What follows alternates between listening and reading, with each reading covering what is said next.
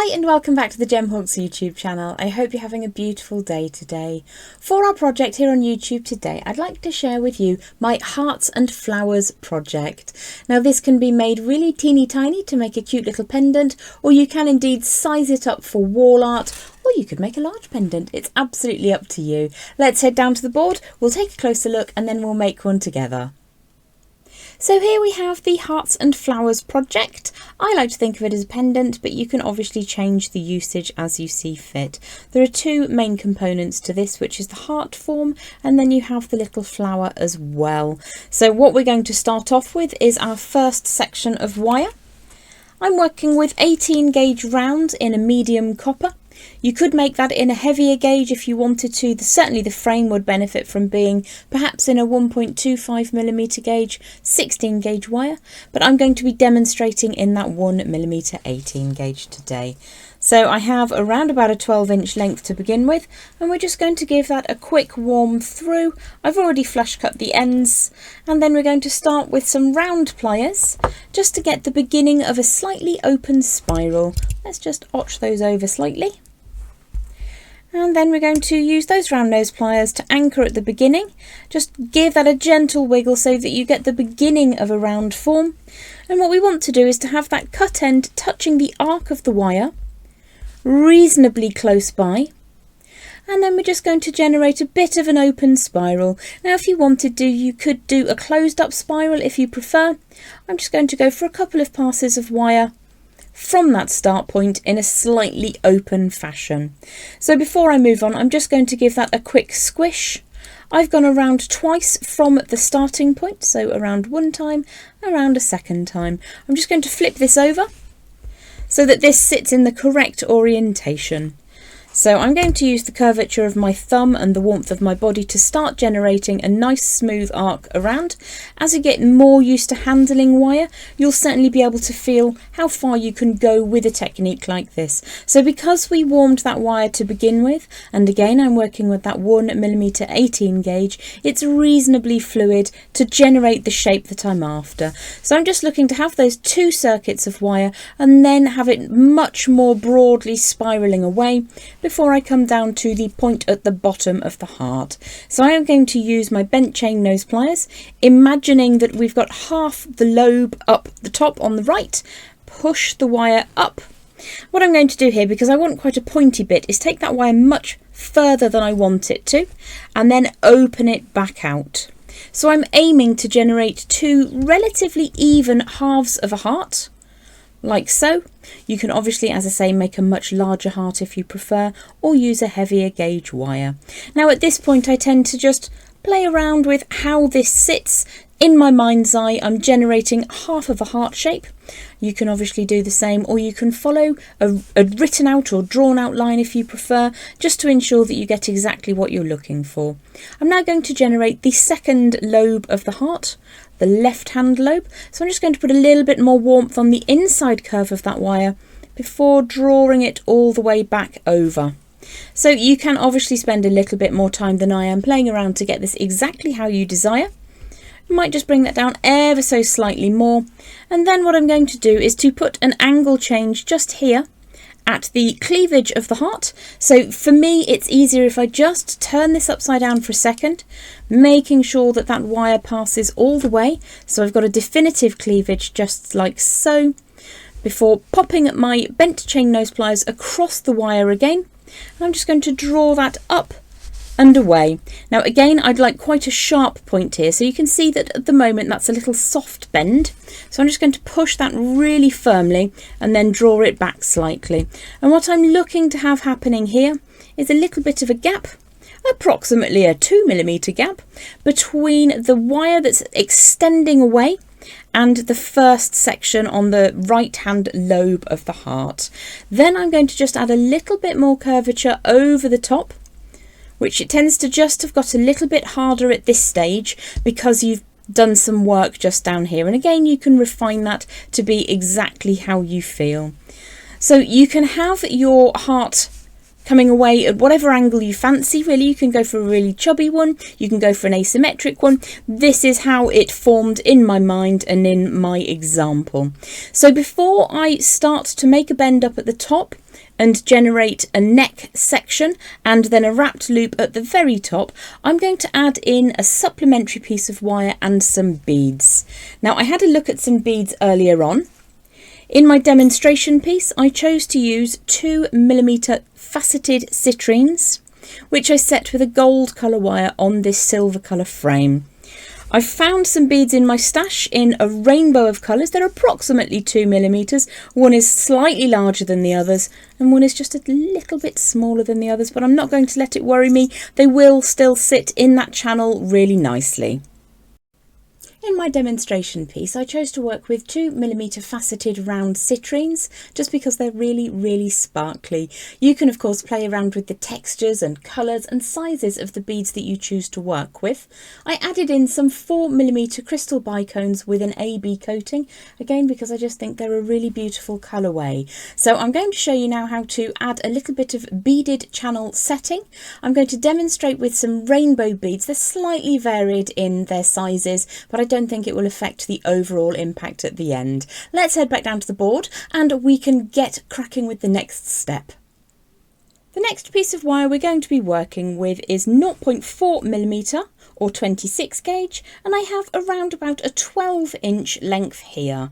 If you're going to be working with really large frame and really large beads, you might need a little more than that. We're going to start by laying around about 3/4 of an inch of a tail of wire over the right hand side of the heart, and we're going to wrap around that right hand side of the heart, moving towards the cut end, being closer to the little spiral. Now you might find it easier to do this with a set of pliers, or you can do that by hand, whichever is easiest for you. Now I do recommend a minimum of 3 wraps around the core wire here, which forms the frame, but I'm going to go for 5 just to be nice and secure with this design, because the wrapping forms part of the structure. So let's give that a really good tidy and squish, making sure all of those rotations are nice and neat and tidy. Ideally, I'm looking for the cut end to be inside the frame so it doesn't catch on clothing. I've gone for 5 wraps there. And what we're going to do now is scooch that little coil all the way around so that it sits just past that little cleavage point on your heart. So I'm going to start with my first bead. Let's just get these out of the heart dish so that I can see them. Teeny tiny beads are my nemesis, and we're going to start with a little red garnet today. So if I find the tail end of my finer gauge wire, and the nemesis most of all for me is finding the drill aperture in those beads. But I do like to show you that if I can do it, you can absolutely do it too. Now, a lot of people I know have a technique where they put the bead onto the board and then poke the end through the hole. That doesn't always work for me, so I'm just showing if you persevere, you can get that on there, and I'm pretty sure you'll be a lot faster than I am. So let's send that bead all the way down until it sits adjacent to the inside of the right hand lobe of the heart. I'm going to lay that finer gauge wire over the top. So I'm moving from the top of the heavier wire to the top of the next piece of the heavier wire, making sure that my first bead sits immediately adjacent to that cleavage point. I'm then going to wrap 3 times around the extended section that's still coming away. So if I bring the wire up between those 2 halves of the design, that's a second wrap. And then we're going to go for a third wrap, and again I will want to make sure that those are really nice and tight. You might like to use your pliers to tighten those coils up, but do protect your bead, especially if you're working with a little gemstone or something that's fragile. So those are nice and tidy now. So what we're going to do is draw the wire across the back of the design now and bring the tail up inside the spiral where we first began. If I draw that wire up and through and then show you. So the finer gauge wire has passed over the back of the design and comes up inside that spiral. I'm then going to wrap 3 times around the spiral itself, pushing that leading edge up inside the spiral again. That's a second wrap we're just completing now, pushing those down into their finished position, push the leading edge up again and pull that all the way through. So by the time we pull the wire across the surface of the design, we've got 3 visible wraps on both sides. I'm going to repeat that with all 7 of my 2mm faceted beads. I will show you just one more time with my tiny little faceted carnelian. I know how painful it is to watch me find the drill hole in beads, so for that I apologise. But I don't want to pre-thread it. I just want you to see the entire process. So as I say, there are people that have different techniques of threading their beads on. If you're one of those, then good for you. It's not something that works for me.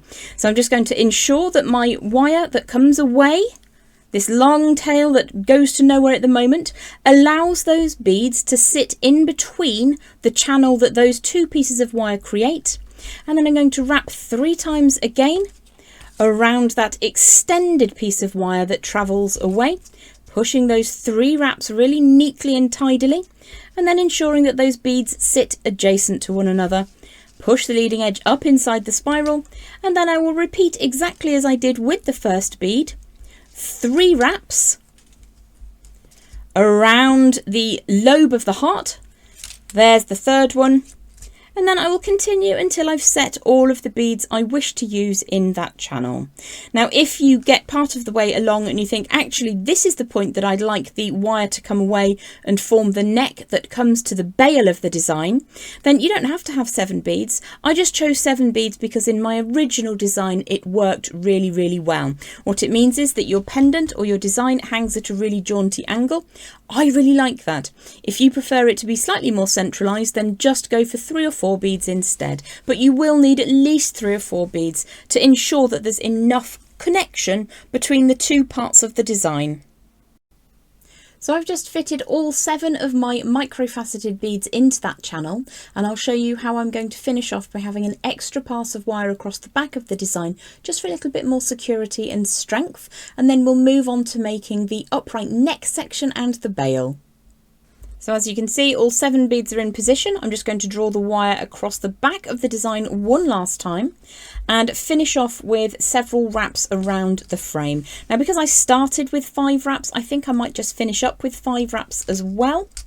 Having as few pieces of wire as possible is always really useful in wire jewellery, because it allows less things to go wrong and come unravelled. However, when I'm finishing off, I do like to have a little bit more structural adhesion, as it were. It's not glue, but you do have to consider how strong that might be. So let's get in with those flush cutters and cut as close to the inside of the design as possible. Still got a couple of inches of wire left over, so the 12 inches was more than plenty. And what I'm going to do is just turn the pliers around to make sure that that sits really nice and neat and tidy. So that's how my little heart is looking so far. So I'm going to put a right angle bend up at the top above the last 3 passes of wire.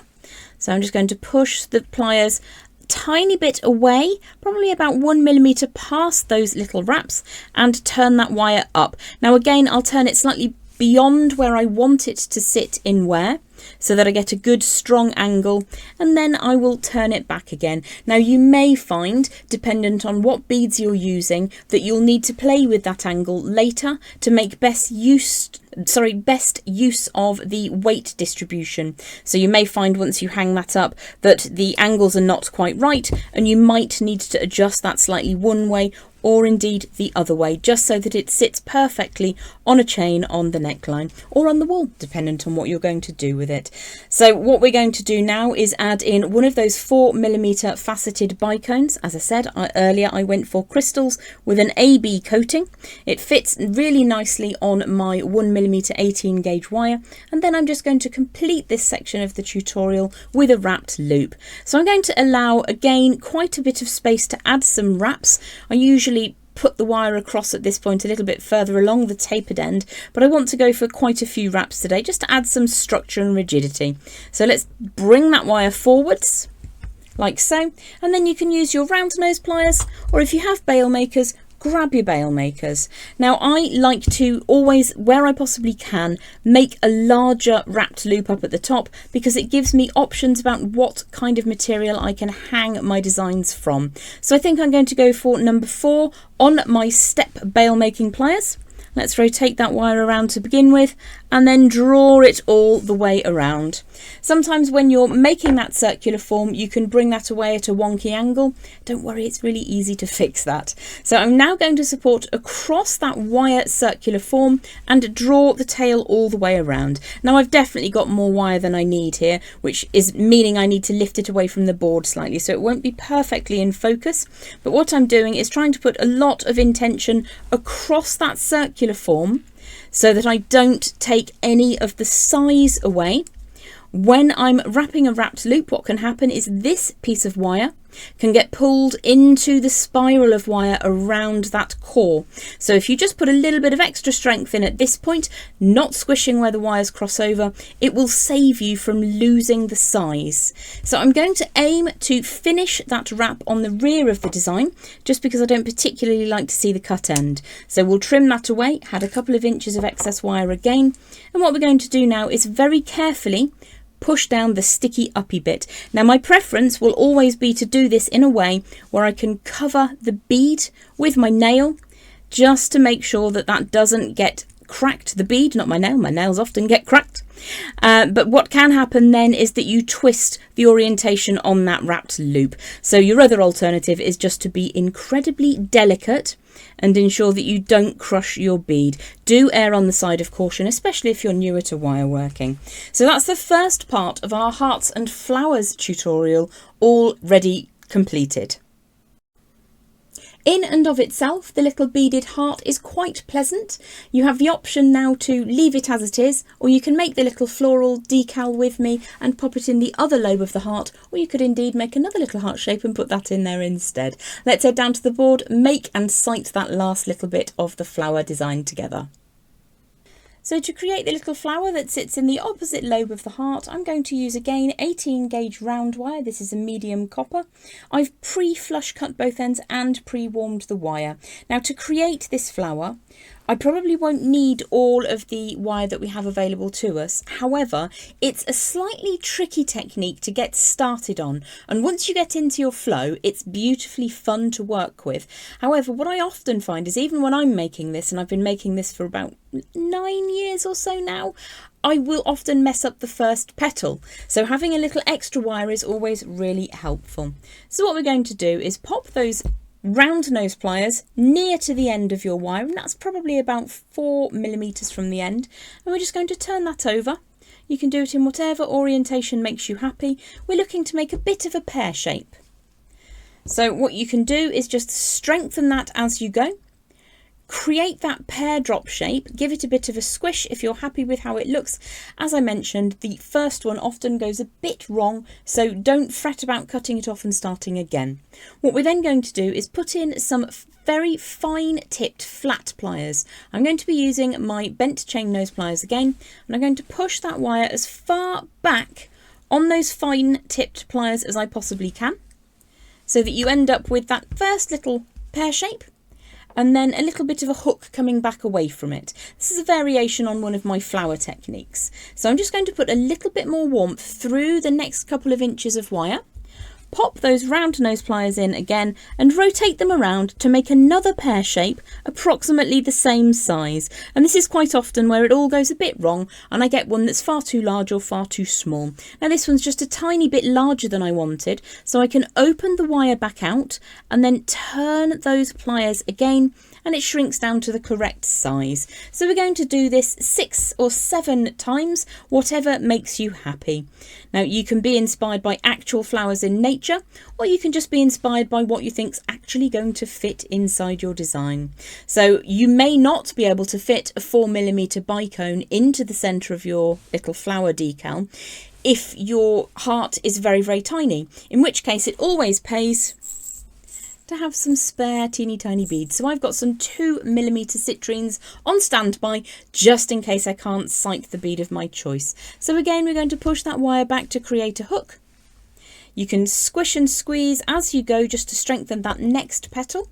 And then we're going to pop those pliers in again, rotate the pliers around to create that pear drop shape, bringing the wire back close to that imaginary centre in your floral decal. Now you would be able to just gently tease that a little bit smaller if it's easier for you to do so. But you can see how already we're making some little floral shapes. Bring the wire back out again. Now I've gone for a reasonably small heart on my design that I'm making with you, so I'm just going to offer that in. I think that might actually fit in the gap, which is a miracle, because quite often it doesn't.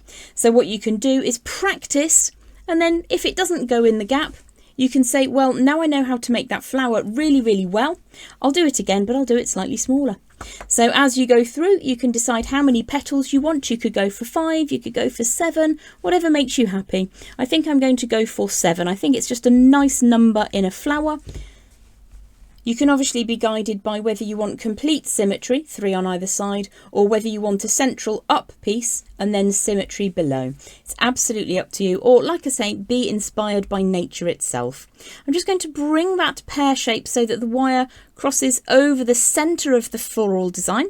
Pop my pliers back in and draw that wire back again. Now if you manage to get that a little bit too close to the centre, you can usually just rotate that little petal shape a little bit to get it to sit, or you might need to open it up and just rotate your pliers around so that it sits further away. Once you bring that angled section, the little hook bit, back into position, you'll find that it's a little bit further away from the middle and it should fit how you imagine it. Now you can see at the moment this is quite a wide angle, so I'm just going to turn that over slightly. You could push by hand if you prefer. Pop those round nose pliers back in and turn them until you get the petal size of your choice. And then just keep going until you've made a shape that makes you happy. This is one that you just get to practice. You get better with time. Sometimes the first one you make is absolutely gorgeous and then you think, oh, I'll go and make another one, and it turns out a bit pants. So just keep practicing. You can have a little drawer full of these babies and one of them is bound to fit the design you have in mind for that day. So I think I'm going to make this my last little petal shape. Let's just bring that angle a little bit further back, closer to the original petal, or sorry, the preceding petal. Little bit of warmth in there, and then bring that wire all the way back across the centre for the last time. So I've got 1, 2, 3, 4, 5, 6, 7 petals going, and I'm going to trim away just before it meets the centre point of that floral design. And you'll see that there's a bit of a gap, and I'm going to show you how to fix that. Let's first of all straighten and strengthen both of those ending petals, and then what you can do is just open them apart ever so slightly so that they fit around exactly how you want them to. So there's a little bit of flexibility with this design. So overall I'm quite happy with that. I'm just going to pop it down and see if it fits in the gap. It really does. That's a bit of a miracle. So don't be discouraged or feel defeated if your first couple of little flowery shapes don't work how you want them to. Just keep going, keep practicing. And again, if you make one that's far too large or far too small and it won't fit your chosen heart design, just pop it into a box, you'll find some use for it. We're going to add in now an extra bead to our floral design. Let's see which one fits. I have a feeling that that 4mm bicone is going to be too big. It would fit, but it would sit very proud of that design. So it's up to you whether you wanted to use that or not. I think I might grab one of those little tiny 2mm beads that I picked and used in my earlier project. What we're going to do now is use an offcut of that 0.4mm or 26 gauge wire. This is a little bit rough on one end, so I'm just going to trim away that last little bit. It's around about 8 to 10 inches that I'm using anyway. Probably won't need that much, but I had some on the desk. So let's pop that bead onto the middle of that length of the finer gauge wire. Again, 0.4 or 26 gauge. And again, apologies for me failing to find the bead hole. It is pretty much par for my course and on a daily basis. So what we're going to do to begin with is to set that in the middle of the design. And what I don't want to do is to accidentally sight one of those wraps of wire at the join point. Let me just open that out. You can see where the flower bit joins together. So I'd like to use that up at the top or at the bottom, and then sit the bead in the middle of the floral design, avoiding that section where the wires meet. Let's just move that over and get into the best light. So I'm in the middle of the finer gauge wire and it's laid over the top of my floral design. And what I'm going to do is start wrapping around one of the petals. That's a good angle for the light. So I'm going to bring the tail up around in between those two petals, and then bring the tail up underneath so that I've wrapped firmly, and that's one side nice and neatly wrapped onto that design. If I was making this to sell rather than just to demonstrate, I'd probably try to find a 3mm gemstone to fit in the middle there, just because I think it looks nicer if it's filling the design. In fact, why don't we grab that 4mm bead back and see if we can just open the design out a bit. We can just bring those slightly closer together. So you can always design on the fly if you need to. I reckon with just a little bit of opening up, we might be able to get that 4mm bicone to sit. That 2mm bead was definitely too small. It looked swamped. So that does kind of fit inside the top of the design. And I'm going to ensure that where I'm taking the other half of the wire to goes through inside one of those sealed bits and not where that cut section is. It's only one away, but that's absolutely fine. It actually makes life slightly easier because I can draw the tail up and through to begin with. Make sure it just goes inside, and then I can scooch that down. So you don't have to do too much work at this point. It's not actually load bearing, but what I like to do is to continue wrapping around one side of the petal so that I'm using just one pass of wire. The fewer joins you have in wire wrapped jewellery, the better, because there are fewer pieces that can go wrong. So I'm spiralling up around one half of the petal just here. And you can do that really nice and neatly and tidily, as I did on the demonstration piece. I'm just going to kind of rush through that a little bit. There might be some gaps, but you would definitely want to make this nice and neat and tidy. Scooch those coils down to ensure that it is. In fact, what I might do is just show you how to join this on one side, because I don't need to sit there and get bored watching me do the same thing.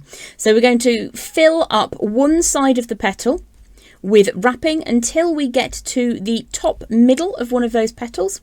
As I said, we started with around about 8 inches of wire. That's going to be just enough. If you're making a much larger petal form, you might want to go for a little bit more wire. So let's just get that petal to sit exactly how I want it to. On the other side, you would do exactly the same thing. So I would continue to wrap around this petal, for instance, and then when you get to the top of the petal, let's just do, I think probably 2 more wraps will be sufficient. And again, you will want to keep these nice and neat and tidy, compressing those wraps together. Then you're going to find a point on the left hand lobe, ensuring that both exit points for your wire wrapping will have access to that frame. So if I sight it across in this direction and continue to wrap around this petal, I'll be able to join it on just about here. And on this side, I'm going to make sure that I'm sighting that as neatly as possible. And I'll just show you on the one side. Get the floral decal to sit inside the frame so that the frame wire and the petal are on the same level. Draw that tail of fine wire all the way around underneath again and pull that nice and firmly, but not so that one wire sits above the other. They need to be side by side. And I'm going to do that at least 3 times around both of those wires. So let's just make sure that that's nice and tight and they haven't crossed over. If they have, take it back a little bit, give it a wiggle and pull that back again. So you can see I've got 3 visible passes of wire connecting the petal to the frame. If I just twist that in the light, you'll be able to see those. I think I can probably get another wrap around there. And what I would try to do is to aim for the same number of connecting wraps on the far side in a moment. I think 4 is probably as much as I'm going to fit neatly. And then you can see I've got a little bit of frame wire left just here to wrap around, and that will need to be as firmly and neatly as you possibly can get it, not having the wires crossing over, putting a little bit of tension into it where possible. Let's go for a 3rd wrap, and I think possibly if I can, just to reflect the 4 wraps I did here, I'll go for 1 more. Take that over the back, and then what we would do is trim away that wire as close to inside the frame as possible. Let's get that out of the way. And then ensure that that sits down flush and smooth. Hopefully you will have the cut end inside the frame where it's least likely to interact with anything you don't want it to. Let's just hold that in position for a second, making sure that your flower sits neatly, and then you can give that a very gentle little squish just to set that banding. What you've done is you've banded the flower to the frame. Tighten that up if you need to. Repeat on the other side. I'm not going to show you again because it will be very, very boring. But there you have your hearts and flowers pendant. As I mentioned to you a little bit earlier on, you'll probably need to just pop that on a chain, or I'm going to hang it from my pliers. Once I've finished wrapping in, I'll be able to tell if I need to very gently move the angle of hanging. I think it looks really pretty to have it hanging at a jaunty angle, but you might like something different. I do have a tutorial for an add-on bail, which you could use instead. It's entirely up to you. I like the jaunty look. So there's your hearts and flowers pendant. I hope that you've liked it. So I've completed the rainbow hearts and flowers design. I'll take a photograph of it now and pop it on the board. I hope that you'll be free to join me again here on the Gemhawks YouTube channel very, very soon. Bye for now.